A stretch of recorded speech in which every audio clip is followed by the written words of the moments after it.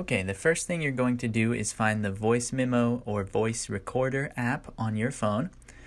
Once you open that app, you can just press the big red record button and then you can begin recording. As you speak, you'll see the lines move up and down to show that your voice is recording. When you're finished the recording, you can press the red button again to stop. Okay, and then we're going to click done to say that we're finished with that recording. Now you need to save the voice memo or save the recording.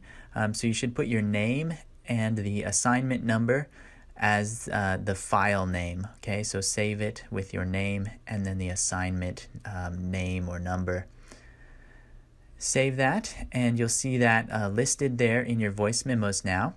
You can click on it, you could play it again and listen, or you can send it to your teacher, and that's the next step.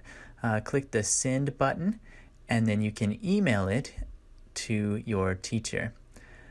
So for Teacher Matt, you'll type in mjohnston@dcccd.edu, and that way you can send it to your teacher.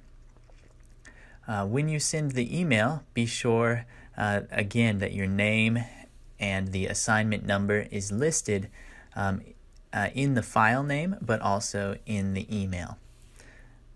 And that's how you make an audio recording. See you in class.